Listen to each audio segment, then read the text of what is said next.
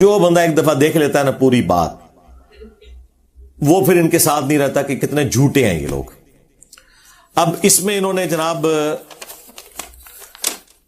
لکھا ہے کہ جی مرزا جیلمی اولیاء جو ان کے اولیاء، ان کے فرقے کے اولیاء، ظاہر ہے کہ بریلویوں کے اولیاء جو ہیں دیوبندیوں کے نزدیک مشرک، اور دیوبندیوں کے اولیاء بریلویوں کے نزدیک گستاخ رسول، صحابہ کرام سے لے کر اللہ رسول پر حملہ آور ہے، اللہ رسول پہ حملہ آور ہے۔ حملہ آور تم لوگ ہوئے ہو جو چندے کھا رہے ہو، نام بیچ بیچ کے کھا رہے ہو۔ قانون نافذ کرنے والے ادارے کیا کر رہے ہیں؟ انجینئر محمد مرزا سکونت جیلم اور آگے وہ پورا ایڈریس لکھ کے وہ کہتے ہیں اس کے گستاخانہ بیان نیٹ پر موجود ہے۔ اچھا جی، آگے انہوں نے جہنم کے 7 دروازوں کی نسبت سے 7 جھوٹے الزامات لگائے ہیں، اور میں انشاءاللہ طواف کعبہ کے 7 چکروں کی نسبت سے انہوں چکر دیاں گا۔ یہ جنمیوں والا کام ہے نا، جھوٹا الزام لگانا کسی کے اوپر، اس سے بڑا اور کیا کام ہو سکتا ہے؟ اور ایک مسلمان کو ونریبل کرنا، خود ان کی فقہ کی کتابوں میں لکھا ہوا ہے، ان کے بڑے مفتی کی ویڈیو موجود ہے کہ اگر کسی شخص کی بات میں 100 میں سے 99 مطلب کفر کے نکلتے ہو نا، اور ایک مطلب اسلام کا نکلتا ہو، تو مفتی پر واجب ہے کہ وہ اس ایک کا خیال رکھتے ہوئے اس سے فتوی کفر ہٹا لے اور اسے مسلمان سمجھے۔ جب تک کوئی کنفرم گستاخ رسول نہ ہو، آپ کسی کو قتل کرو گے، آپ قاتل ہو، آپ عاشق نہیں ہو کہ بھائی بندوق چکی اپنی خود ہی فتویٰ، خود ہی مفتی، خود ہی جناب عمر، خود ہی جج اور خود ہی قاضی، ایسے نہیں ہے۔ تم کہاں سے آ گئے جنہیں نماز نہیں آتی اور تم یہ فتوے دو کہ کون گستاخ رسول ہے اور کون گستاخ رسول نہیں ہے؟ یہ مذاق ہے کیا؟ خبردار خبردار، آگاہ رہو۔ جس طرح توہین رسالت کے حوالے سے معاملہ خطرناک ہے، اس طرح انسانی جان کے حوالے سے بھی معاملہ بڑا خطرناک ہے۔ 100 وجوہات کفر ہو کسی بندے کی تعویل میں ایک وجہ اس کی ایمان والی آ جائے، اسے مومن کنسیڈر کیا جاتا ہے۔ 100 وجوہات کفر ہو کسی بندے کی تعویل میں ایک وجہ اس کی ایمان والی آ جائے، اسے مومن کنسیڈر کیا جاتا ہے۔ 100 وجوہات کفر ہو کسی بندے کی تعویل میں ایک وجہ اس کی ایمان والی آ جائے، اسے مومن کنسیڈر کیا جاتا ہے۔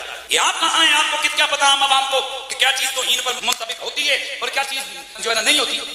بس ساتھ یہ لکھنا بھول گئے تھے سوائے انجینئر صاحب کے کہ جن کی بات 100% بھی اسلام کے مطابق ہونا، آپ نے پھر بھی فتویٰ کفر کا لگانا ہے۔ یہ ان کی فقہ کی بنیادی کتابوں میں لکھا ہوا ہے، اور ہماری باری آئی ہے تو یہ سب کچھ بھول جاتے ہیں، اپنی طرف سے معاملات کو لے کے چلتے ہیں۔ تو یہ 7 جو انہوں نے اعتراضات کیے ہیں، میں مختصر اس کے اوپر بات کر دیتا ہوں، ویسے تو کافی دفعہ کی ہوئی ہے، لیکن ان کو بھی رام نہیں نہ آتا، کھورک تینوں لگی رہتی ہے، تو میرا کام یہ ہے کہ میں کھورک اتاروں اور فائدہ ہوتا ہے۔ دیکھیں الحمدللہ ایک مہینے میں ہمارے 30 سے 40 ہزار سبسکرائبرز ایڈ ہوتے ہیں۔ اس ریشو سے ذرا کیلکولیٹ کریں تو اگر میں نے 2 سال پہلے کوئی جواب ریکارڈ کرایا نا، تو اس جواب کے بعد بھی تقریباً 6 لاکھ کے قریب لوگ ہمارے اس چینل کے ساتھ اٹیچ ہو چکے ہیں، تو ان کے لیے تو یہ پہلی دفعہ بیان ہو رہا ہے نا۔ اگرچہ پرانی ویڈیوز ہیں لیکن ضروری تو نہیں انہوں نے دیکھی ہو۔ اچھا جی، یہ جو 7 اعتراضات ہیں نا، یہ میں کور کرتا ہوں۔ ان کے بعد انہوں نے جو اینڈ پہ کنکلوڈ کیا نا، لکھتے ہیں یہ گستاخیاں قرآن و حدیث کے سری منافی ہیں، نیز ایک قرآن و حدیث دے کہ تو کہ قرآن و حدیث نہ لینا دینا ہے، لکھو کہ بابوں کی کتابوں کے منافی ہیں، چشتی رسول اللہ پارٹی دا کے لینا دینا قرآن و حدیث نال۔ نیز ان بیانات کی وجہ سے مسلمانوں میں نہایت اشتعال پیدا ہو چکا ہے۔ اللہ دے بندیو، تواڈے بابیاں نے جڑے کام پائے نے، انہاں دی وجہ نال ساڈے لاکھوں سٹوڈنٹس میں اشتعال پیدا ہوا ہے، لیکن انہوں نے تو جا کے کوئی کسی مسجد میں کسی مولوی کوئی پٹائی نہیں کی ہے، جا کے نہ کسی کے اوپر کوئی مقدمہ کیا ہے، اور میرا تو اشتعال ٹھنڈا ہی نہیں ہوتا۔ ہاں، لہذا قانون نافذ کرنے والے اداروں سے درخواست ہے کہ وہ اس گستاخ رسول اور کھلے اسلام کے دشمن، اسلام نہیں سرکار، تواڈے فرقے دا دشمن اسلام دا تواڈے نال کے لینا دینا۔ ہاں، تسی تو باقی سارے فرقے نو کافر سمجھ دو، اسلام کہیں لکھا ہے کسی مسجد میں یہ اسلام کی مسجد ہے؟ جو اپنے آپ کو مسلم نہ کہیں، اسلام کا نام نہ یوز کریں، مسلمان نہ کہیں، اپنے آپ کو بریلوی دیوبندی اہل حدیث شیعہ کی تفریق میں بانٹے ہوئے، ان کو زیب دیتا ہے اسلام کا نام لیں۔ اسلام دشمن شخص کو بلا تاخیر گرفتار کر کے سزائے موت دلوائی جائے. موت تے میں تواڈے پچھلے اگلے نو دے دیتی ہے علمی طور تے. ہاں میں نے اپنی طبی موت مر جانا ہے انشاءاللہ تعالی. شہادت کے ذریعے مروں یا اپنا ٹائم جو اللہ نے لکھا ہے وہ تو مقرر کے اوپر آنا ہی آنا ہے. تو اڑنا جو کم پینا سی وہ پہ گیا جائے. ہاں نیز اس فسادی کے پاکستان سے فرار ہونے پر فوری پابندی لگائی جائے. سرکار میں تو فرار نہیں ہونا, میں تو انہوں فرار کراتا ہے, میں فرار ہونا جے. اچھا یہ اس طرح کی باتیں کر کے نا ترغیب دلاتے نا اتھوں نکلے نا, میں نہیں جے نکلنا. ہاں نہ دانا. ہاں میں کیوں نکلنا ہے؟ نکلتے وہ لوگ ہیں کہ جنہوں نے باہر کے ملکوں میں جا کے چندے بٹورنے ہوتے ہیں محفل نعت کے ذریعے یا قوالیاں گا کے یا عرس کروا کے. پیروں سارے پیر ان کو بلاتے ہیں, ان کو مولویوں کو. اس کے بعد اس نے لکھا ہے علماء اور مشائخ اور دینی حلقوں سے درخواست ہے کہ وہ اس فتنے کی سرکوبی کے لیے تمام ضروری اقدامات اٹھائیں. پورے پمفلٹ پہ کہیں نہیں لکھا ہوا کہ علماء سے درخواست ہے کہ اس کے فتنے کا علمی رد کریں قرآن و حدیث کی روشنی میں. اس کا مطلب ہے انہیں پتہ ہے کہ ساڑھے پلے شاہی کوئی نہیں. ہاں میرے نبی سا ہے ہی کوئی نہیں, تیرے بابے تے شاہی کوئی نہیں. اور اینڈ پہ انہوں نے اپنے رابطہ نمبر دیے میں. اور اس بندے کی یہ حالت ہے, آپ کو پتہ ہے یہ خادم رضوی صاحب کے ساتھ تھا شروع میں. ہاں جی, اور تھوڑا سا دباؤ آیا تو اس نے لکھ کے معافی مانگی تھی. لکھ رہے نا اداروں سے درخواست ہے. انہیں اپنی عرضیاں پائیاں نے, اور 4 دن پہلے کہہ رہا سی کہ آرمی چیف نو بھی زہر دے دیو تے پرائم منسٹر نو بھی زہر دے دیو, انہوں نے خانسامے انہوں زہر دین. تے چند دن بعد انہیں خود زہر پی لیا وہ پڑھ کے, اور اسی لیے خادم رضوی صاحب نے اسے کک آؤٹ کر دیا تھا اپنی زندگی کے اندر. اور اب اس بندے کی عزت یہ ہے کہ اسے کوئی بندہ گھاس نہیں ڈالتا, تو اس نے کہا میں انٹری مار لواں, چلو اتھوں میری کوئی دال گل جائے نا. اللہ دے بندے ہو تواڈے وڈیاں دی دال نہیں گلی, تسی تے شاہی کوئی نہ ہو. اور یہ ان کی چیپ حرکتیں ہیں. نام لکھا ہے جی پیر محمد افضل قادری بانی تحریک لبیک یا رسول اللہ. یعنی جنہوں وڑن بھی نہیں دیندے دفتر وچ لکھیا ہے بانی.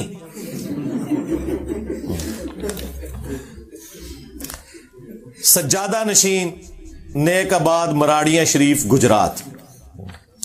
اب یہ جو انہوں نے 7 جہنم کے دروازوں کی نسبت سے جھوٹے الزامات لگائے ہیں اور ان کو جس طریقے سے جسٹیفائی کیا ہے وہ بھی میں آپ کو ساتھ ساتھ بتاتا ہوں. انہوں نے ساتھ لکھ دیا, یہ بڑی نیکی کی ہے انہوں نے. مجھے خوشی ہے کہ اس پمفلٹ پہ انہوں نے یہ نیکی کی ہے کہ میری آدھی عبارت لکھ کے نا اس کے اوپر جو فتویٰ بنتا ہے نا اور کون سی چیز انہیں چبھی ہے وہ بتائی ہے. ورنہ پہلے مجھے بتانی پڑتی تھی کہ انہوں نے پیڑا ہے وہ خود لکھ دیتی انہوں نے. نمبر 1, نبی اکرم صلی اللہ علیہ وآلہ وسلم کے بارے میں کہتا ہے کہ یہود نے کہا یہ کل کا چھوکرا ہمیں کیا سکھائے گا. یہود نے کہا, جدو یہودیاں نے کیا تھا پھر میرے کھاتے سے کیوں پاتا. کتنے جاہل ہیں یہ تو آپ بات کر سکتے ہیں کہ بتاؤ کدھر لکھا ہوا ہے, لیکن گستاخی کہاں سے ہوئی. گستاخی تب ہوگی جب میں کہوں بقول ان کے. تو اس کے اوپر وہ لکھتے ہیں حالانکہ یہود نے نبی اکرم صلی اللہ علیہ وآلہ وسلم کو ہرگز چھوکرا نہیں کہا. اے دیکھو یہودی ایجنٹ یہودیاں نے دفاع کر رہے تھے. اوے یہودی ایجنٹوں, یہودیوں نے جتنے ہمارے نبی کو تکلیف دی ہیں سارے منافقین یہودی تو تھے. ایجنٹیاں کر دے انہوں نے. یہ انتہائی گستاخانہ لفظ چھوکرا ملزم مذکور کا اپنا گستاخانہ لفظ ہے. اس کھلی گستاخی پر 295C کا اطلاق ہوتا ہے جو ناقابل معافی جرم ہے اور ناقابل ضمانت ہے. اور یہودیوں کے دفاع کرنے والے مولویوں, تمہیں پتہ ہے کہ یہودیوں نے قرآن میں جو کچھ رپورٹ ہوا ہے کہ کیا کچھ کہا ہے. میں نے جو لفظ بولا یہ تو ان کی باتوں کو میں نے سم اپ کر کے اردو کے محاورے میں لنگوسٹک میں بولا تھا. قرآن میں سورہ المنافقون جو منافقین سے متعلق ہے اس میں آتا ہے کہ عبداللہ ابن ابی نے کہا کہ جب ہم عزت والے مدینے میں داخل ہوں گے تو مدینے سے نبی صلی اللہ علیہ وآلہ وسلم اور ان کے اصحاب ان کا ذکر کر کے کہا کہ ان ذلیلوں کو ہم مدینے سے نکال دیں گے. نعوذ باللہ. یہ یہودیوں نے کہا اور قرآن نے نقل کیا اور پھر ساتھ فرمایا کہ بے شک عزت اللہ اس کے رسول اور اہل ایمان کے لیے، لیکن منافقین بے خبر ہے اس بات سے. اور بخاری میں بڑی تفصیل کے ساتھ حدیث ہے. زید ابن ارقم نے یہ بات سن لی تھی، انہوں نے نبی الاسلام کو شکایت کی تو عبداللہ ابن ابی نے جھوٹی قسم کھا لی کہ یا رسول اللہ میں نے کوئی آپ کے بارے میں ایسی بات نہیں کی، حالانکہ کی ہوئی تھی. تو نبی الاسلام نے وہ جھوٹی قسم کو ایکسپٹ کر لیا، آپ کی شفقت تھی.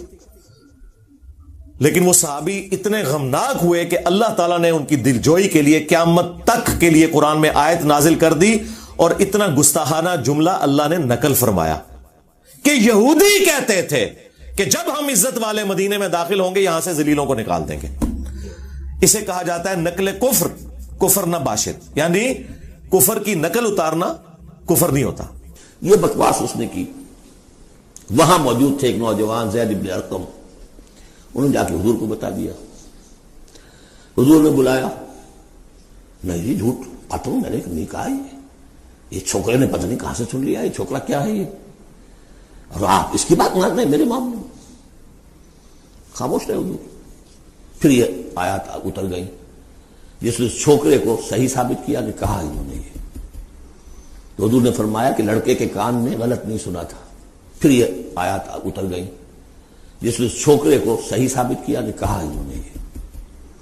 تو حضور نے فرمایا کہ لڑکے کے کان نے غلط نہیں سنا تھا. پھر یہ آیات اتر گئی جس نے چھوکرے کو صحیح ثابت کیا کہ کہا انہوں نے یہ. تو حضور نے فرمایا کہ لڑکے کے کان نے غلط نہیں سنا تھا. پھر کافر کہتے تھے یہ مجنون ہے، نعوذ باللہ، یہ شاعر ہے، یہ دیوانہ ہے، اسے پریشان خواب آتے ہیں، اس نے ایک اجمی غلام رکھا ہوا ہے جو اسے پڑھاتا ہے. اور سب سے بڑھ کر ہماری ماں سیدہ عائشہ سلام اللہ علیہا کے اوپر تہمت لگا دی.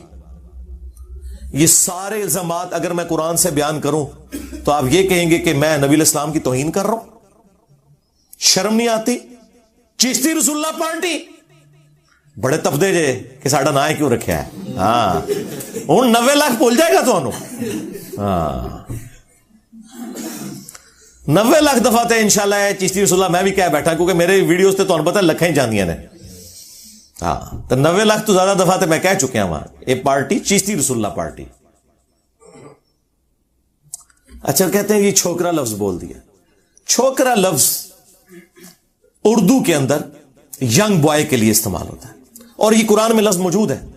جب سورۃ الانبیاء میں آیا کہ ابراہیم علیہ السلام نے ان کے بت توڑ دیے نا اور بڑے بت کے کندھے کے اوپر کلہاڑا رکھا اور پھر ان کے بزرگان دین نے جب آپس میں میٹنگ کی کہ ایک نے ساڑھے بزرگان نال کام پایا ہے، انہوں نے کہا ایک چھوکرا ہے جدا نا ابراہیم ہے، اے اس دی شرارت لگ دی ہے. پھر سورۃ البقرہ میں سورۃ الانعام میں اللہ تعالیٰ نے نبی علیہ السلام کے بارے میں فرمایا کہ یہ یہودی ان کو اس طرح پہچانتے ہیں جس طرح اپنے بیٹوں کو. اور یہی بات میں نے اپنے لیکچر میں کی تھی کہ یہودی نبی علیہ السلام کو ان کے بڑے بڑے پادری سفید داڑیوں والے انہی مولویوں کی طرح وہ نبی علیہ السلام کو عزت اس لیے نہیں دیتے تھے. وہ کہتے تھے کہ یار یہ تو ہم سے آدھی عمر کا بندہ ہے، ہمارے بچوں کی مانند ہے. اور اس میں نے جملہ بولا تھا کہ یہ کل کا چھوکرا آ کے ہمیں سمجھائے گا، یہ یہودی کہتے تھے. اب یہ پوری بات تھی جو ایک شستہ اردو میں جو محاورتاً لفظ استعمال ہوتا ہے. پھر آپ کو پتا ہے جب بھی ہم کوئی دینی بات کریں اللہ تعالیٰ کی غیبی مدد ہمارے ساتھ آتی ہے. وہ ایسے آئی کہ اچانک چند ہفتے گزرے تھے، سب سے زیادہ ہنگامہ کھڑا کیا تھا بریلویوں نے اور ان کے اعلی کار بنے ہوئے تھے وہابی گلے پھاڑنے والے. وہ ہر جمعے میں نا یہ جملہ ریپیٹ کرتا تھا، معاذ اللہ. اچھا انہوں یہ بھی نہیں پتا اے معاذ اللہ نہیں ہوتا، معاذ اللہ ہوتا ہے. میرے بھائیوں وہ بدبخت جو جہلم کا بیٹھا ہوا معاذ اللہ، اس نے رسول اللہ کے بارے میں اتنی بڑی ہرزہ سرائی کی اور جھوٹ بولا ہے. اس نے کہا ہے کہ یہودی کہتے تھے کہ رسول اللہ صلی اللہ علیہ وسلم معاذ اللہ ثم معاذ اللہ. ہم یہ لفظ نہیں کہہ سکتے، کل کے چھوکرے ہیں معاذ اللہ. اونٹ ہی کر لی پیش.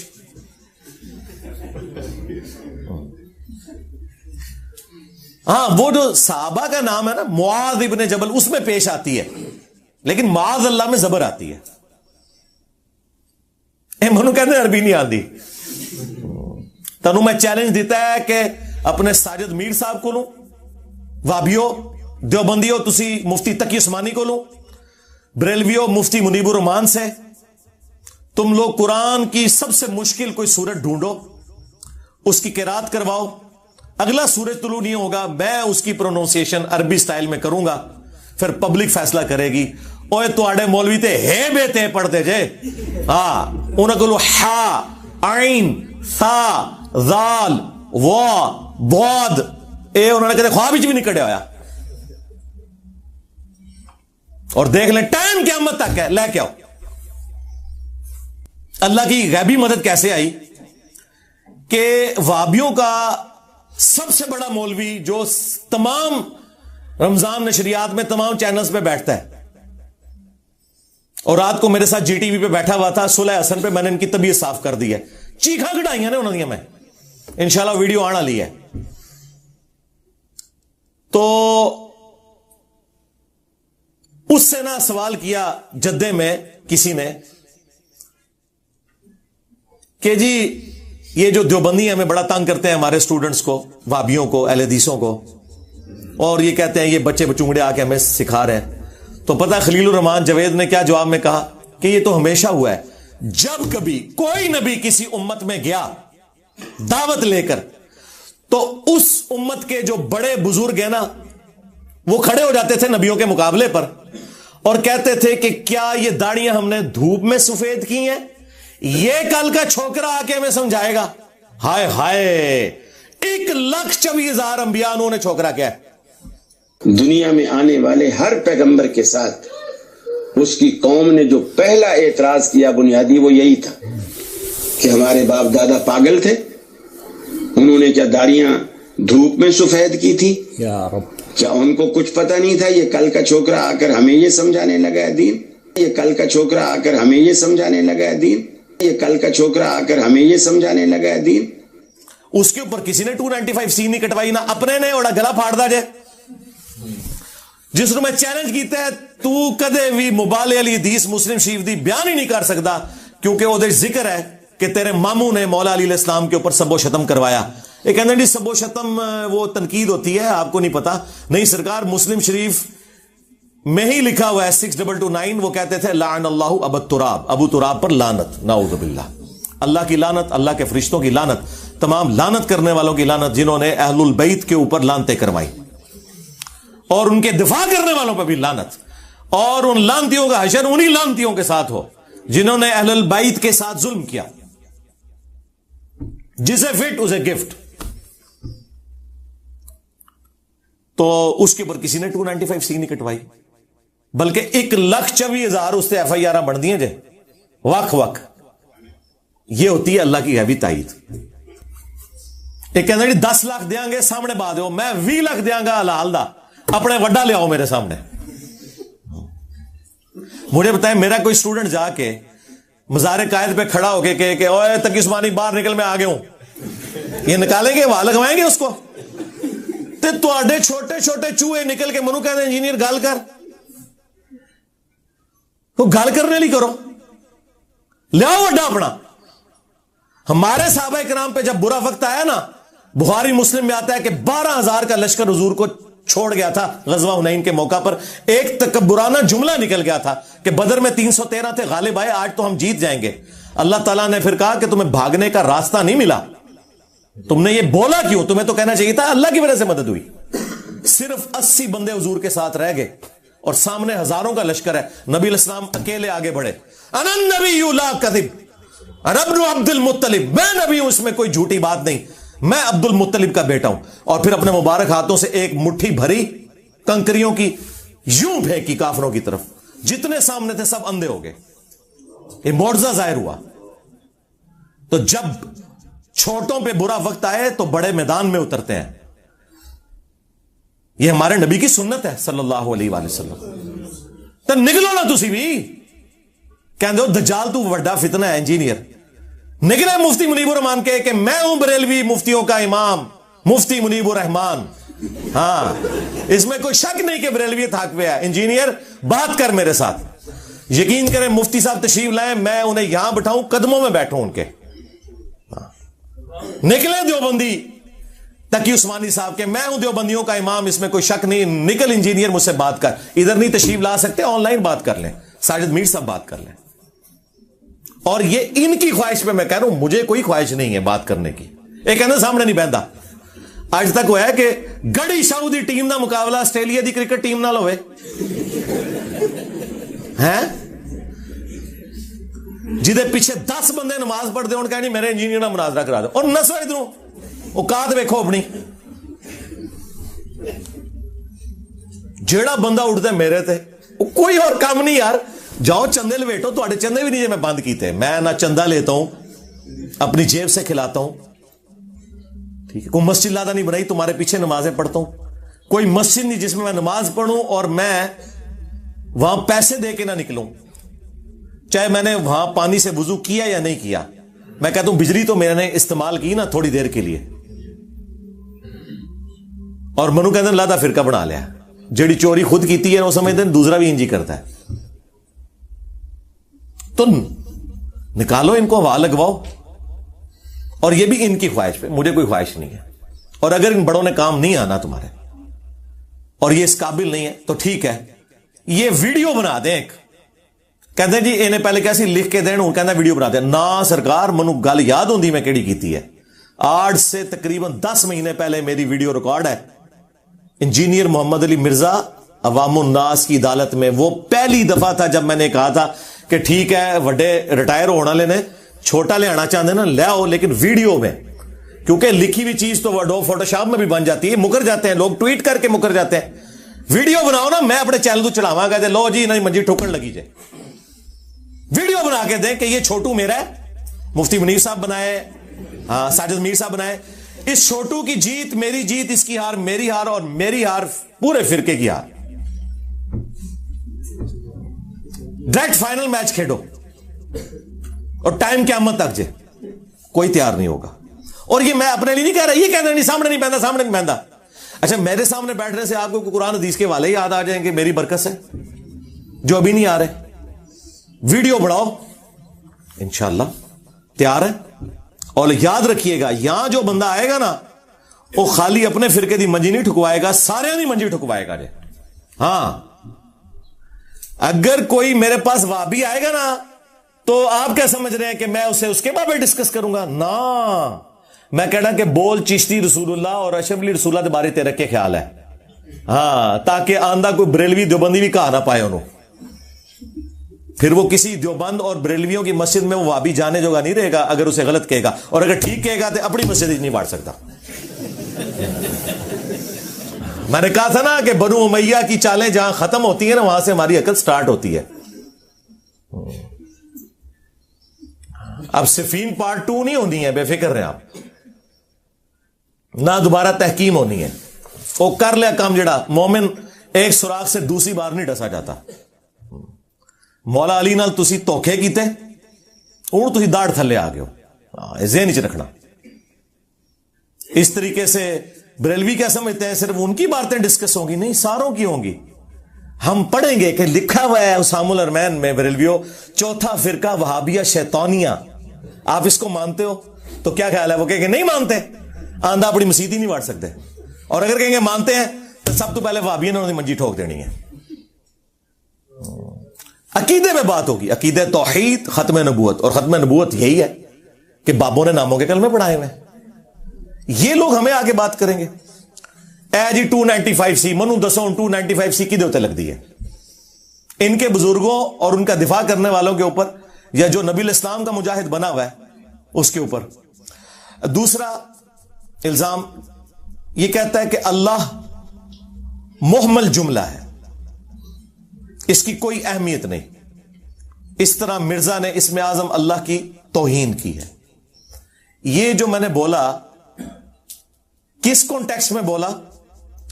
اگر میں آپ سے کہوں کہ جو نام ہے پاکستان, نام کے طور پہ تو یہ ہے, لیکن یہ جملہ نہیں ہے. یہ مکمل انکمپلیٹ, محمل کہتے ہیں انکمپلیٹ جملے کو. یعنی جس کا کوئی معنی نہیں نکل رہا جملے کے اعتبار سے. اس کا اپنا معنی تو ہے, پاکستان کا اپنا معنی تو ہے اسم کے طور پہ, لیکن میں اگر یہ کہوں کہ پاکستان میرا ملک ہے, اب یہ اسم سے جملہ پورا بن گیا پرفیکشن کے ساتھ. اس طریقے سے میں نے یہ بولا تھا کہ صرف اللہ کا ذکر قرآن و حدیث میں کہیں نہیں آیا, ہمیشہ اللہ کی کوالٹیز کے ساتھ ذکر ہوا ہے. اگر آپ صرف اللہ بولتے ہیں, یہ اللہ کا اسم تو ہے, لیکن یہ جملہ نہیں کمپلیٹ ہوتا. جملہ اس طرح کمپلیٹ ہوتا ہے اللہ اکبر, اللہ سب سے بڑا ہے, یا بڑائی اللہ کے لیے. سبحان اللہ, پاکی اللہ کے لیے. لا الہ الا اللہ, اللہ کے سوا کوئی معبود نہیں. الحمدللہ, تمام تعریفیں اللہ کے لیے ہیں.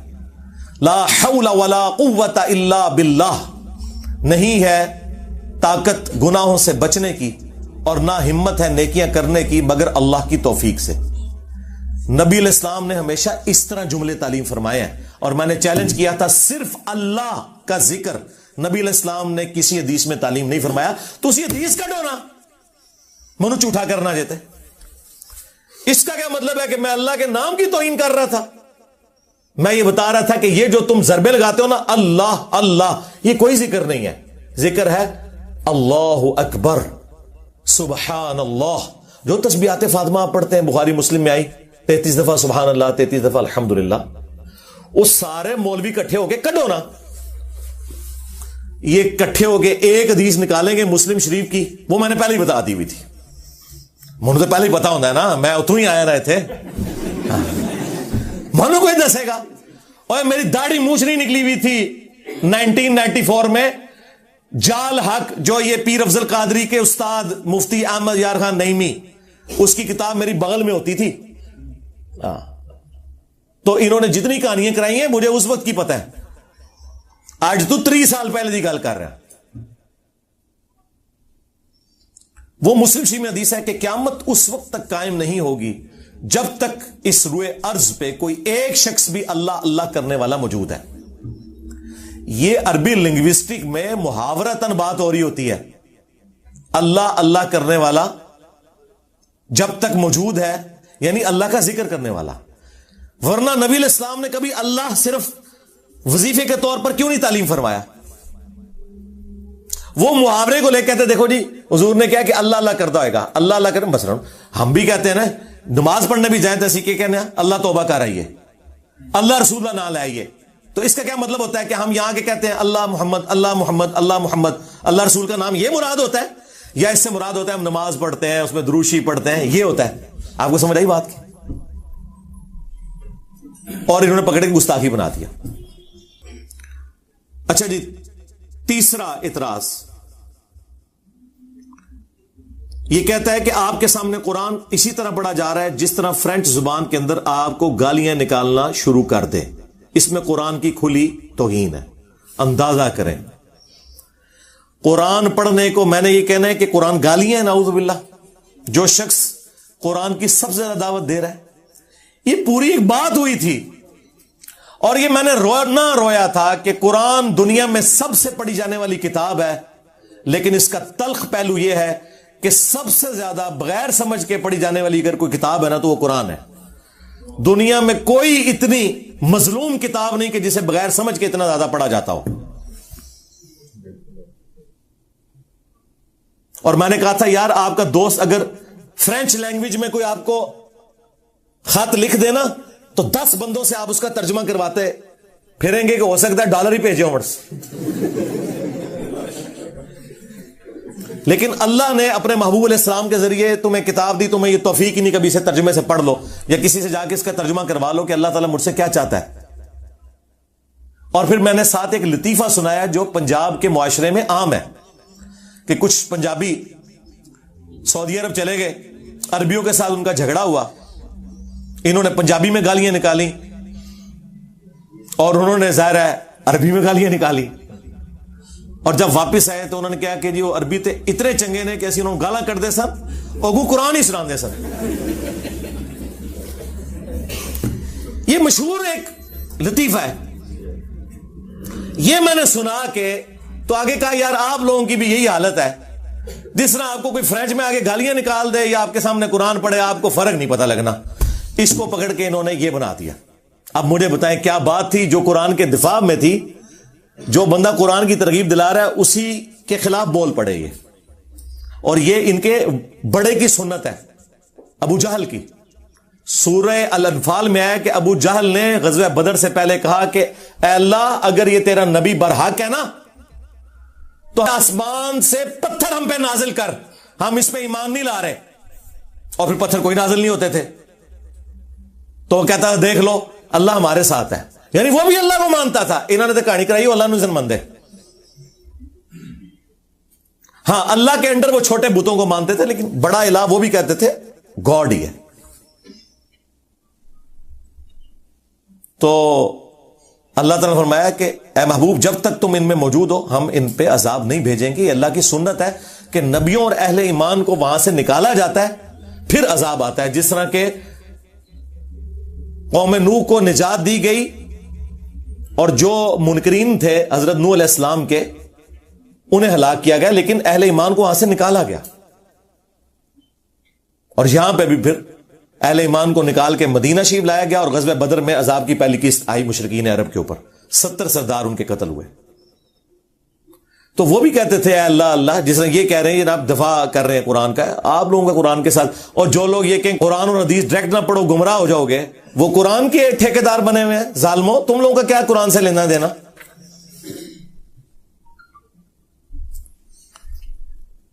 اس میں مجھے ایک ضمن لطیفہ اوریجنل آپ بتائیں. بنگلہ دیش میں انہوں نے ایک سوشل ایکسپیریمنٹ کیا، جس طرح یہاں پہ بھی آپ کو پتا نا کہ مردوں کی عادت ہے کوئی دیوار کوئی سنسان سی دیکھیں گے تو پیشاب کرنا شروع کر دیں گے اس کی طرف منہ کر کے. بنگلہ دیش میں انہوں نے دیکھا کہ جناب یہ تو لوگ باز ہی نہیں آتے، پان کی پچکاریاں پھینکتے ہیں، پیشاب کرتے ہیں. وہ انہوں نے ویڈیوز بھی دکھائی، وہ خفیہ بنائی ہوئی تھی دور سے. پھر انہوں نے کیا کیا کہ قرآن کے رسم الخط میں نا انہی دیواروں کے اوپر نا لکھ دیا کہ یہاں پیشاب کرنا منع ہے، لیکن وہ لگتا تھا کہ قرآن کی آیت لکھی ہوئی ہے. ظاہر مسلمان تو پتہ ہی نہیں قرآن کے اندر کے لکھا ہے. پھر انہوں نے کیمرے لگائے، جو بندہ ناڑا کھولنے لگتا نا سامنے دیکھتا نا ایسے کر کے نا تو آگے چلا جاتا. یہ ویڈیوز ہیں یوٹیوب پہ، اور یہ اوریجنل سوشل ایکسپیریمنٹ کیا بی بی سی والوں نے کیا تھا.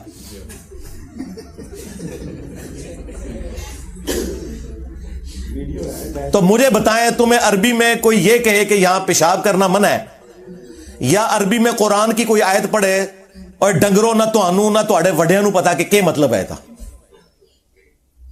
ظاہر نہیں، بڑوں کو بھی نہیں پتا. قرآن کا پہلا ترجمہ تو آج سے 150-200 سال پہلے ہوا ہے. اس سے پہلے تو انہوں نے کہانی کرائی ہوئی تھی، اور عام بندے کے ہاتھ میں تو اب آیا ہے یہ ایپس کی برکت سے. اسلام 360 ہو گیا، باقی ادروائز یہ کہاں پڑھنے دیتے ہیں. اب مجھے بتائیں کیا سے کیا بات ہو رہی تھی اور انہوں نے کیا اس میں سے نکالا.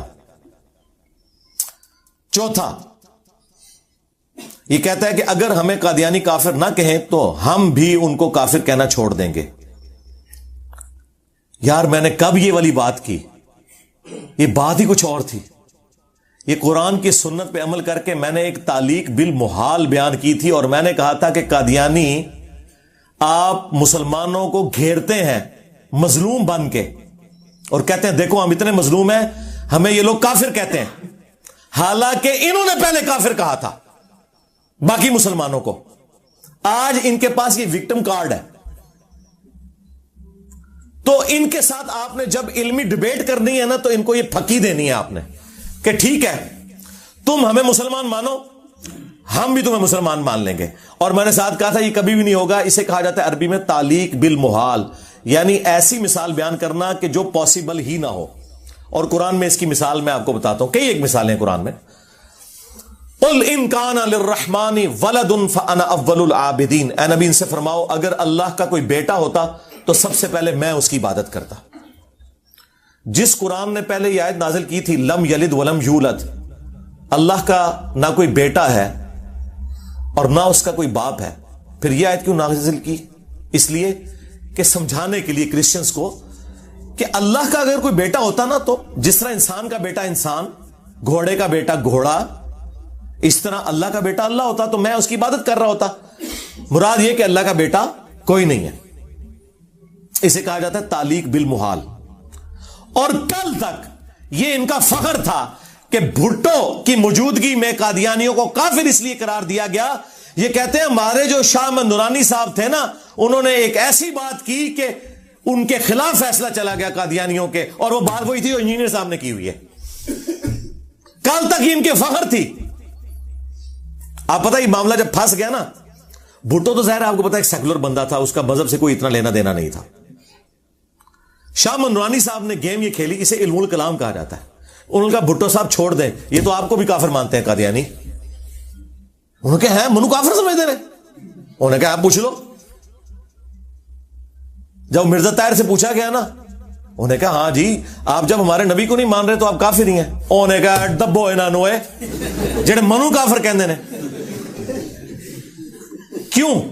اور بھائی ان کی مجبوری ہے, انہوں نے اس دجال کو نبی مانا ہوا ہے, اور نبی کا انکار کرنے والا کافر ہی ہوگا نا. تو میں نے کہا تھا قادیانیوں کو قابو کرنے کا طریقہ یہ ہے کہ ان کو یہ کہو کہ ٹھیک ہے سانو مسلمان منو, لیکن لکھوا کے لے آؤ.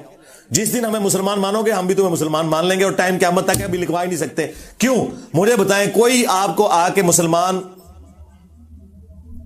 ہونے والا شخص نیو مسلم یہ آفر کرے کہ میں نبی علیہ السلام کو نبی نہیں مانوں گا, مجھے مسلمان ہونے کی ڈگری دے دو, کیا ہم دیں گے؟ اور اگر دیں گے تو ہم خود کافر ہو جائیں گے. اسی طریقے سے اگر وہ ہمیں مسلمان کہنا وہ خود کافر ہو جاتے ہیں, کیونکہ میں تو اسے دجال مانے میں ہوں جسے وہ پیغمبر مان رہے ہیں. تو جب وہ مجھے مسلمان مان لیں گے تو میرا مقدمہ انہوں نے مان لیا کہ وہ دجال ہے. اسے علم الکلام کہا جاتا ہے, اور یہ پچھلے 1200 سال میں مسلمانوں کا طریقہ ہے. لیکن مسئلہ یہ کہ یہ تو جاہل پڑھے لکھے لوگ تو ہے کوئی نہیں, نہ انہیں دین کا علم, نہ انہیں علم الکلام کا پتہ, نہ انہیں قرآن کا پتہ, نہ انہیں احادیث کا پتہ, اور جنہیں پتہ ہے وہ بھی کونے بن کے بیٹھے ہیں. اس لیے آپ دیکھیں مفتی منیب الرحمان, مفتی تقی عثمانی کا کوئی فتویٰ ہے میرے خلاف بائی نیم مینشن کر کے کہ یہ بندہ خارج ہو چکا ہے اسلام سے. انہیں پتہ ہے کہ یہ جتنی باتیں کر رہے ہیں ٹھیک کر رہا ہے, لیکن بات ہے رسوائی کی. مسئلہ یہ ہے. تو یہ بات میں نے کی تھی, انہوں نے پکڑ کے میرے کھاتے میں فٹ کر دی کہ جی یہ اس نے جناب کہہ دیا کہ, اور اس کے اوپر ورڈکٹ پتہ کیا لکھ رہے ہیں, اس عبارت میں قادیانیوں کو مشروط طور پر مسلمان قرار دے کر قرآن و سنت اور اجماع امت کی کھلی بغاوت ہے. اوے چشتی رسول اللہ پارٹی, تہاڈی اوقات, جاؤ اپنے ابے دی خبر لو پہلے. اور آئین پاکستان کے خلاف قادیانیوں کو مسلمانوں کو کافر نہیں کہنے کی شرط پر مسلمان قرار دیا ہے. آئین پاکستان کے ساتھ بھی یہ غداری ہے.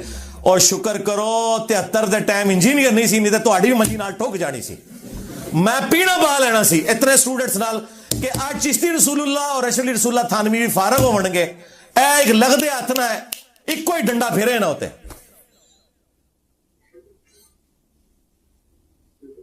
اور میں آپ کو بتاؤں بڑا بھلا وقت تھا. آج یہ کمپین اٹھے تو جس طرح عمران خان نے نت پائی ہے نا سوشل میڈیا تے سارے نو, میں انہوں نت پا لینی سی مولویاں نو کہ بچیو یا تے نہ بابیاں نو فارغ کرو گے تے یا آپ فارغ ہو گے, نہیں تے آ جاؤ تہاڈے نال بھی پھر قادیانیاں والا سلوک کرنا ہے.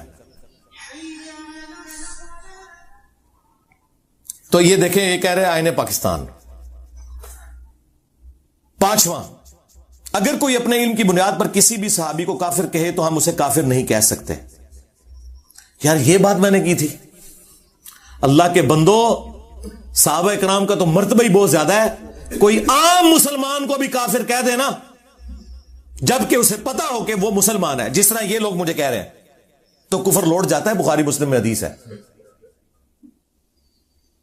لیکن میں نے یہ بات کی تھی کہ اگر کسی شخص کو تعویل کی غلطی لگ جائے, اس بنا پر وہ کسی صحابی کو یا آج کے مسلمان کو بھی کافر سمجھے, اسے یہ سمجھ نہیں آ رہی کہ وہ کافر نہیں ہے, جو اس تک باتیں پہنچی اس کی بنیاد پہ اس نے ڈیسائیڈ کر لیا, تو پھر وہ کافر نہیں ہوگا. ہاں اسے سمجھ آ جائے پھر پکا کافر. یعنی اگر میں حضرت ابوبکر صدیق رضی اللہ تعالیٰ عنہ کو یا حضرت عمر کو یا حضرت عثمان کو حضرت علی کو کافر کہوں تو میں تو کافر, بلکہ میں تو عام مسلمانوں میں سے بھی کسی کو کافر کہہ دوں تو کافر.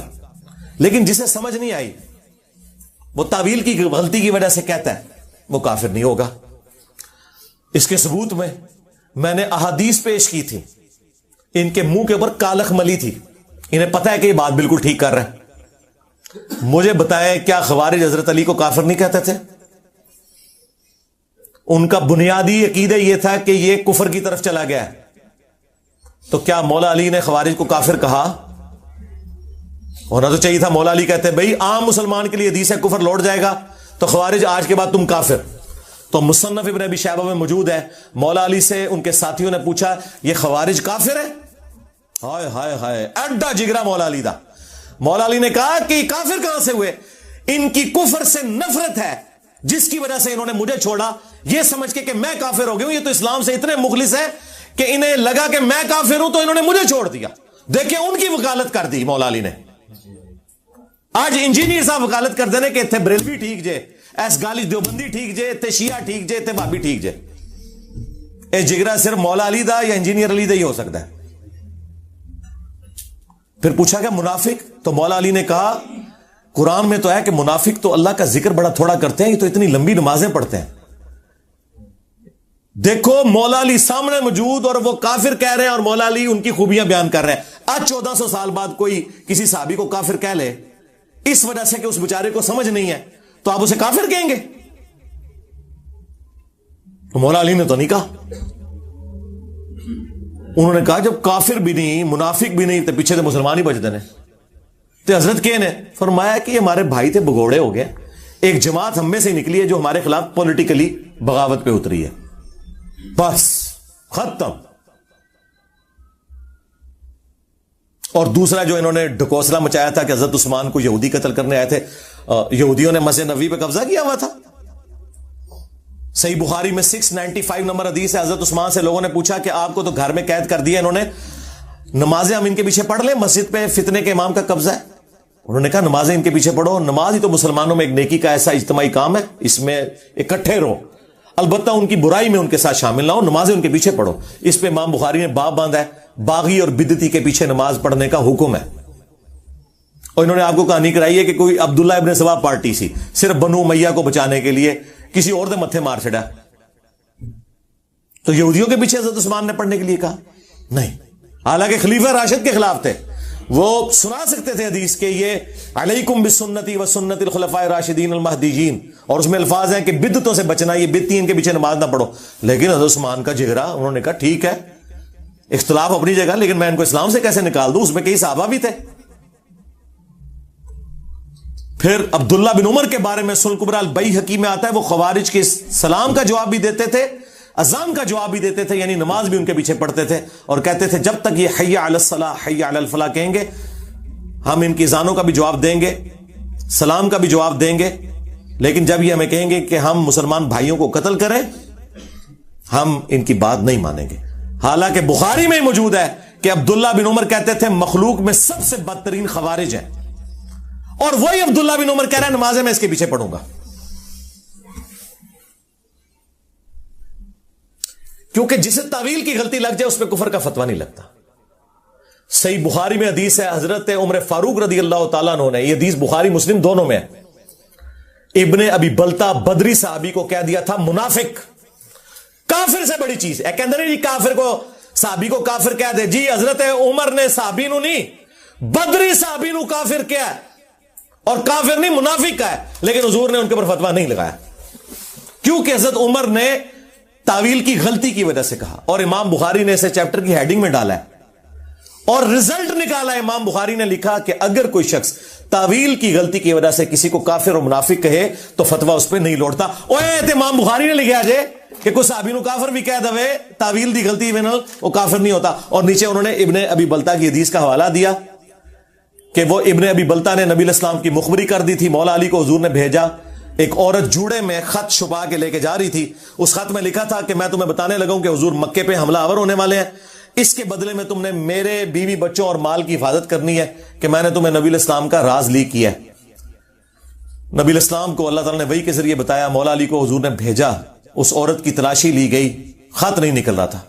مولا علی نے فرمایا کہ میرے نبی نے جو بات مجھ سے کی ہے نا, نہ وہ جھوٹے ہیں اور نہ وہ جھوٹا ہے جس نے میرے نبی کو خبر دی ہے, یعنی اللہ.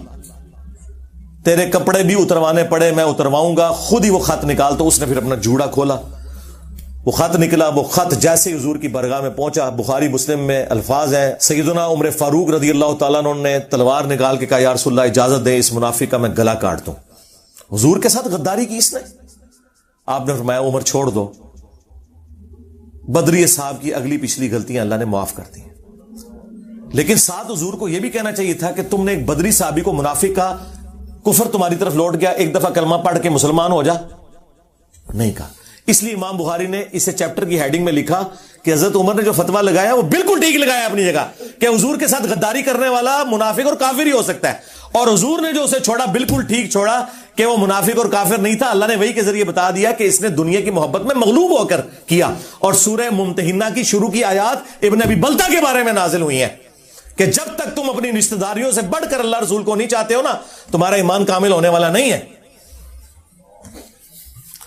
اور سرکار ہم آپ کو پی ایچ ڈی لیول کی چیزیں کروا رہے ہیں جو ان کے مرے ہوئے بزرگ زندہ بزرگ جمع ہو کے بھی آپ کو نہیں سمجھا سکتے. یہ پیورلی علمی باتیں تھیں جو میں نے ایک ایک بچے کو سمجھا دی ہیں, اور یہ پکڑ کے دے جناب اے جملے لکھ کے دے جناب میرے چڑھ توڑ دے دے. سیکنڈ لاسٹ 6 نمبر, صحابی ہونا کوئی بڑی فضیلت نہیں. اس میں مرزا نے قرآن و حدیث کی بے شمار نصوص کے خلاف بغاوت کر دی ہے. اللہ کے بندوں, کوئی ڈنگر ہی ہوگا جو ایک ایک صحابی ہونا فضیلت نہیں ہے. صحابہ کرام کے مرتبے کو کون پہنچ سکتا ہے؟ بخاری مسلم دونوں میں حدیث ہے سب سے بہتر زمانہ میرا, پھر ان کا جو مجھے دیکھیں, پھر ان کا جو ان کو دیکھیں, پھر ان کا جو ان کو دیکھیں. صحابہ تابعین تبع تابعین تک حضور نے تعریف کی ہے. صحابہ کرام کے دفاع پہ صرف میری ویڈیوز ہیں. جتنے یہ چندے کھا رہے ہیں نا, بتائیں کسی نے حضرت ابو ذر غفاری پہ کوئی ویڈیو بنائی ہو احادیث کی روشنی میں, عمار ابن یاسر پہ, حضرت ابوبکر عمر عثمان و علی پہ, صرف میرے کلپ کھلتے ہیں. اور تو اور چھوڑ دو, میں نے حضرت معاویہ کی بھی جو فضیلت تھی نا وہ بھی بیان کر دی, باقی چھڑ دو. ہمیں تم سکھاؤ گے کہ صحابہ کرام کی عزت. یہ میں نے حضرت عمر بن عاص کا جملہ ریپیٹ کیا تھا جو مسلم شریف میں 321 نمبر حدیث میں ہے. جب ان کی موت کا وقت قریب آتا ہے اور انہیں یہ شرمندگی ہوتی ہے کہ انہوں نے حضرت معاویہ کے ساتھ مل کر حضرت علی کے خلاف جو جنگ کی تھی, اس پہ وہ شرمندہ ہوتے ہیں. پھر وہ دیوار کی طرف منہ کر کے زاروں کے تار روتے ہیں. یہ کربلا والے ریسرچ پیپر میں نے سب کچھ نقل کیا. تو بیٹا ان کو کہتا ہے کہ ابا جان آپ تو اتنے خوش نصیب ہیں, آپ نے حضور کے ساتھ مل کے جہاد کیا ہوا ہے, پھر آپ جنگ یرموک میں رومن امپائر کے خلاف شریک رہے, اتنی بڑی بڑی جنگوں میں, تو یہ اتنے اتنے بڑے بڑے فضائل آپ کو حاصل ہیں. تو انہوں نے کہا بیٹا ہمارے نزدیک یہ تمام جتنے فضائل تم بتا رہے ہو نا, یہ فضائل کوئی بڑی چیز نہیں ہے. سب سے بڑی چیز جو ہے وہ اللہ کی توحید کا اقرار اور محمد رسول اللہ کی رسالت کا اقرار ہے صلی اللہ علیہ وآلہ وسلم. تو میں نے اس پہ کہا تھا کہ یعنی کلمہ اتنی بڑی فضیلت ہے کہ یہ صحابی سے بڑی فضیلت ہے, کیونکہ صحابی ہوتا ہی وہ ہے جو کلمہ پڑھے. اور یہ وہ صحابی کہہ رہے تھے کہ جو تم اتنے فضائل گنوا رہے ہو نا, یہ سارے فضائل توحید اور رسالت کی وجہ سے ہمیں ملے ہیں. یہ وہ اپنی عاجزی کا بھی اظہار کر رہے تھے کہ اصل فضیلت وہ ہے. انہوں نے پکڑ کے میرے کھاتے میں ڈال دیا کہ جی میں جو یہ کہتا ہوں. اور حالت یہ ہے کہ ان کے کسی بڑے نے کبھی نہ اہل البیت کے دفاع میں کوئی ویڈیوز اپلوڈ کی, نہ صحابہ کرام کے دفاع کے اوپر. یہ ماموں سے شروع ہو کے ماموں پہ ختم ہو جاتے ہیں, دفاع پھر بھی نہیں ہوتا. تو یہ وہ بات تھی انہوں نے گھما کے. اور 7ویں بات, جو موبائل سے دیکھ کر قرآن پڑھے اس کو صحابہ سے بھی زیادہ ثواب ملتا ہے. اندازہ کرو, وہ کہانی بازو موبائل ہاتھ میں دیکھ کر قرآن پڑھنا. وہ کلپ میرا اپلوڈ ہے جس میں سے جملہ انہوں نے کاٹا ہے, وہ آپ خود دیکھیں. اس میں نے 7 جملہ بولا تھا کہ اب آپ نے صحابہ کو اور اپنے آپ کو کمپیئر نہیں کرنا. میں اس اعتبار سے بات کر رہا ہوں. وہ کیا اعتبار تھے کہ جو بندہ قرآن زبانی پڑھتا ہے نا, اس سے زیادہ ثواب ہوتا ہے اس کو جو دیکھ کے پڑھتا ہے, کیونکہ وہ پڑھ بھی رہا ہے اور قرآن کو دیکھ بھی رہا ہے. 2 چیزیں ایڈ ہوگی نا. تو میں نے اس میں یہ بات کی تھی کہ آپ اگر موبائل سے قرآن دیکھ کے پڑھتے ہیں نا تو یہ زبانی پڑھنے سے زیادہ بہتر ہے. اور آپ کتنے خوش نصیب ہیں کہ آپ کے پاس قرآن موجود ہے. صحابہ کرام کے پاس تو ریٹن میں قرآن بھی نہیں ہوتا تھا, نہ پرنٹنگ پریس تھے, انہوں نے زبانی یاد کیے ہوئے تھے قرآن. چند ایک کاپیاں ہوتی تھی. آج بھی دنیا سے پرنٹنگ پریس آپ ختم کر دینا تو جیلم شہر میں شاید آپ کو ایک قرآن ملے اگر کاتب نے لکھنا ہو. آدھی دنیا ننگے پاؤں پھرے, موچی اتنے بندوں کی جوتیاں بنا سکتے ہیں. یہ بخاری مسلم یہاں پرنٹ ہو کے نا پڑے ہوتے. اللہ بھلا کرے اجمیر شریف والوں کا انہوں نے پرنٹنگ پریس بنایا اور بغداد شریف والوں نے سیاہی بنائی, ہاں, اور بریلی شریف والوں نے یہ کیمرہ بنایا, دیوبند شریف نے یہ گھڑی بنائی. وہ کیتا کیا ہو تسی یہ بھی نہیں کر سکے. تو یہ آج ہی ہمارے پاس قرآن نہ ہوتا اس طرح. تو میں نے کہا تھا کتنے خوش نصیب ہیں آپ لوگ کہ ہر بندے کے پاس اپنا قرآن ہے. اور آپ لوگ تو اگر صحابہ کرام کے ساتھ کمپیئر کیا جائے, وہ تو زبانی قرآن پڑھتے تھے, تم دیکھ کے پڑھتے ہو, تمہیں تو اس سے زیادہ ثواب ہو سکتا ہے اگر اس زمانے میں یہ سب کچھ ہوتا. اور میں نے کہا تھا تم نے صحابہ کرام سے اپنے آپ کو کمپیئر نہیں کرنا. مراد یہ کہ اس زمانے میں جو زبانی پڑھتا تھا اور جو دیکھ کے پڑھتا تھا وہ دیکھ کے پڑھنے والا افضل تھا. اس اعتبار سے آج تم یہ فیسلٹی اویل کر سکتے ہو. تو انہوں نے پکڑ کے کیا بنا دیا. بہرحال یہ انہوں نے بنایا, پھر میں نے ان کی منجی ٹھوکی کہ ہوں آ جاؤ میدان, ایہی گل سننی جائے پھر سن لو. ابو داؤد میں حدیث ہے, جو شخص پرفتن دور کے اندر حق پر قائم رہا اسے میرے 50 صحابہ کے برابر اکیلے کو ثواب ملے گا. لاؤ فتوا نبی اسلام دے ہوتے نعوذ باللہ تے برباد ہو جاؤ تسی بھی تے تواڈے بابے بھی. حضور کو کسی نے مشورہ نہیں دیا کہ جی قرب قیامت میں 50 صحابہ کے برابر ایک بندے کو, صحابہ سے بڑھ گیا. جامعہ ترمذی میں حدیث ہے کہ اگر دین کے 10 حصے ہیں اے صحابہ, تم 9 پر عمل کرو اور ایک کو چھوڑ دو تم ناکام ہو جاؤ گے, لیکن بعد والے ایک پہ عمل کر کے 9 کو چھوڑ دیں گے وہ کامیاب ہو جائیں گے. کیونکہ تمہیں تو یہ بینیفٹ ہے نا کہ تم نے مجھے دیکھ لیا ہے. ہاں, اللہ نے ہمیں بھی دیکھے کمپنسیٹ کیا ہے, یہ ذہن میں رکھیں. مسند احمد میں حدیث ہے, ایک صحابی تابعین کے جھرمٹ میں آئے نا, تو تابعین نے کہا کہ حضرت کوئی ایسی حدیث سنائے جو آپ نے خود حضور سے سنی ہو. تو دیکھیں وہ صحابی بھی کیسے تھے. ان کو یہ اندازہ ہوا کہ یار یہ لوگ تو بےچارے تھوڑے سے وقفے سے ہی صحابی ہونے سے رہ گئے نا, یعنی تابعین کچھ عرصہ پہلے پیدا ہو جاتے حضور کو دیکھ لیتے. تو انہوں نے نا ایسی حدیث سنائی جس سے ان کا دل خوش ہو جائے. انہوں نے کہا پھر سنو, ہم نبی الاسلام کی مجلس میں بیٹھے ہوئے تھے, حضرت ابو عبیدہ ابن جرح بھی موجود تھے عشرہ مبشرہ میں سے. تو نبی الاسلام نے فرمایا جانتے ہو سب سے بہتر ایمان کس کا ہے؟ تو ابو عبیدہ نے کہا یا رسول اللہ ہمارا ہے نا, ہم نے آپ کی صحبت کی, آپ کے ساتھ مل کر جنگیں کی. آپ نے فرمایا نہیں, سب سے بہتر ایمان ان لوگوں کا ہے جو تمہارے بعد آئیں گے, جنہوں نے مجھے دیکھا بھی نہیں ہوگا تب بھی میری رسالت کی تصدیق کریں گے.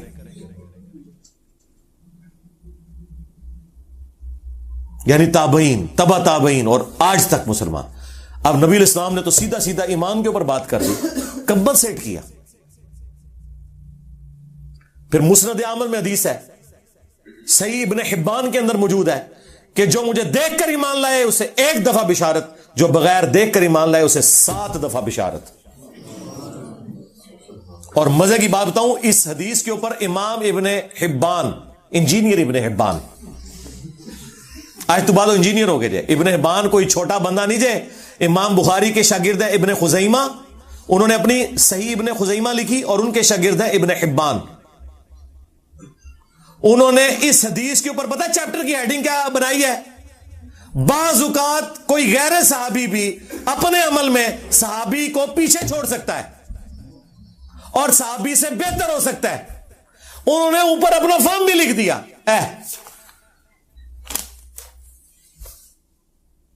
مسلم شریف میں حدیث ہے, نبی الاسلام نے فرمایا ایک زمانہ آئے گا کہ لوگ خواہش کریں گے کہ ہم سے ہماری اولاد, جان, مال سب کچھ لے لیا جائے, ایک جھلک حضور کی کروا دی جائے. نبی الاسلام نے بعد میں آنے والوں کی تعریفیں کی ہیں کیونکہ حضور کو پتا تھا کہ اب دیکھیں جن لوگوں نے حضور کے ساتھ زندگی گزاری ہے ان کا ایمان تو سمجھ میں آتا ہے. جب صحابہ کرام نے بخاری مسلم میں آیا کہ حضور کی مبارک انگلیوں سے ایک کٹورے میں پانی کے چشمے جاری ہوتے ہوئے دیکھے اور 1500 صحابہ نے پانی پیا, سٹور کیا اور جانوروں کو پلایا. اور جابر بن عبداللہ کہتے ہیں ہم 1,00,000 بھی ہوتے وہ پانی زیادہ تھا. مجھے بتائیں جو ایک بار یہ کام دیکھ لے اس کو کبھی اللہ رسول آخرت کے بارے میں وہم بھی آ سکتا ہے. اس لیے صحابہ کرام کا ایمان اعلیٰ درجے کا اس لیے تھا، حضور کو دیکھ لیا تھا. لیکن اللہ نے بعد والوں کو کمپنسیٹ کیا کہ تھوڑا عمل بھی کرو، ٹھیک ہے تمہیں بھی اس مرتبے تک پہنچا دیں گے انشاءاللہ. بخاری میں آتا ہے عبداللہ ابن مسعود کہتے ہیں ہم نبی علیہ السلام کے ساتھ کئی دفعہ اس حالت میں ہم نے کھانا کھایا کہ ہم جب لقمہ منہ میں ڈالنے لگتے لقمے میں سے اللہ تعالیٰ کی تسبیح کی آواز سنتے تھے. اب جس نے یہ کام ہوتے ہوئے دیکھ لیا ہے مجھے بتائیں اس کے ایمان کا لیول کیا ہوگا. اس لیے تو اتنی مختصر جماعت نے رومن اور پرشین امپائرز اکھاڑ کے رکھ دیے 3 سے 4 سالوں کے اندر، جبکہ ہزاروں لوگ مرتد ہو گئے حضور کی وفات کے بعد. لیکن خلفائے راشدین نے کیا پیشن کے ساتھ نبی علیہ السلام کی مبارک دعوت آگے بڑھائی ہے. انہیں پتا تھا هو الذی ارسل رسولہ بالہدی ودین الحق لیظہرہ علی الدین کلہ ولو کرہ المشرکون. وہی اللہ ہے جس نے اپنے محبوب صلی اللہ علیہ وآلہ وسلم کو الہدا یعنی قرآن اور دین حق کے ساتھ مبعوث کیا تاکہ اسے تمام ادیان پر غالب کر دے، خواہ مشرک اس بات کا برا مان جائے. تو اللہ کے فضل سے میں نے کئی دفعہ یہ کلیم کیا ہے کہ میرے کوئی بھی بات ہے اسے کانٹیکسٹ میں دیکھیں، اس کے بعد اس کے اوپر شرعی حکم بیان کریں، پھر میں بتاؤں گا کہ گیڑے کون کون آندا ہے. اب دیکھیں نا، اب ان کو کیا پتا تھا جاہلوں کو کہ بخاری میں لکھا ہوا ہے کہ اگر کوئی کسی صحابی کو منافق یا کافر کہہ لے تعویل کی غلطی کی وجہ سے تو اس پہ کفر نہیں لوٹتا ہے. تو امام بخاری لکھ کے گئے اور حضرت عمر نے کام کیتا سی، انہاں جاہلوں نے بخاری مسلم پڑھی نہیں تے تائیں تے بخار آندا انہاں نوں. تہاڈا بخار تاں لینا سی بخاری پڑھ لیندے. جی ہم سنی ہیں، کیڑے سنی ہے ٹنیو؟ سنی وہ ہے جو قرآن بخاری مسلم کو مانے گا یا وہ بابوں کو مانے گا؟ سن سنا کے سنی ٹنی، پڑھ پڑھا کے سنی بنو. اسی ہیں سنی اللہ دے فضل نال.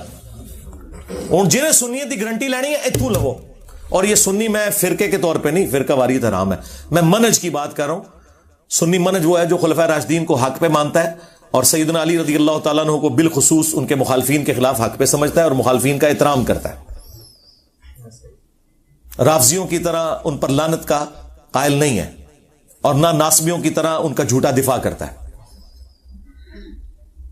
تو یہ لوگ ٹھیکیدار بنے ہوئے آئے دن کوئی نہ کوئی پاک چھوڑتے ہیں اور کوئی کام نہیں جائے ویلے بیٹھے جائے. جنہوں کوئی تھوڑی جی کوئی نوع ہوندی ہے نا کہ یوٹیوب ہوئی ہے، انہوں کہتے اچھا وہ یوٹیوب ہے تو انجینئر صاحب چلو ایک فوٹو لا کے کلپ چڑھا دئیے اور روٹی روزی شروع، کمائیاں کر رہے ہیں، اسے دین بیچ رہے ہیں. اتنے بھی آگے بیچے ہی جائے. اور جناب دھمکیوں پہ دھمکی. میں نے نہیں رکنا میرے بھائی، میں نے جو آپ کے فرقوں کے ساتھ کرنا تھا وہ کر دیا. میری زندگی اور موت کے ساتھ اب اس کا کوئی تعلق نہیں ہے. ہم نے جو پیراڈائم شفٹ کرنا تھا اللہ نے ہم سے کروانا تھا وہ کروا لیا. ہاں مزید جب تک اللہ تعالیٰ مہلت دے گا یہ کام کرتے رہیں گے. اور کوئی بھی کسی زوم میں نہ رہے کہ میں کسی معاملے میں بالکل 1 انچ بھی پیچھے ہٹوں گا. آپ جتنا مجھے چھیڑیں گے میں اتنا چڑھ دوڑوں گا. دیکھیں استاد رضوی نے میرے پہ جھوٹا الزام لگایا نا حضرت ابوبکر صدیق رضی اللہ تعالیٰ کی گستاخی کا، تو کیسا اس کو میں نے پھر اس کا منہ بند کیا. دوبارہ بولے ہاں اے او جے جنہیں کو جنسیاں ڈر دیا جے، جنہیں کو پولیس تھوڑی ڈرتی ہے، کیونکہ انہیں پتہ نہیں کہ ان شیطانوں کو جو جھوٹے الزامات لوگوں کے اوپر لگاتے ہیں ان کو ٹیکل کیسے کرنا ہے. انہوں نے منڈ پھڑو بولن نہ گلا منو کر دینے. تو انشاءاللہ تعالی آندہ بھی میں چھوڑوں گا نہیں. ہاں منو نہ چھیڑیو، میں تمہیں پہلے بھی دسیا. صلو علی محمد وآل محمد، اللہم صلی علی محمد وعلی آل محمد واصحاب محمد وازواج محمد اجمعین الی یوم الدین. آمین.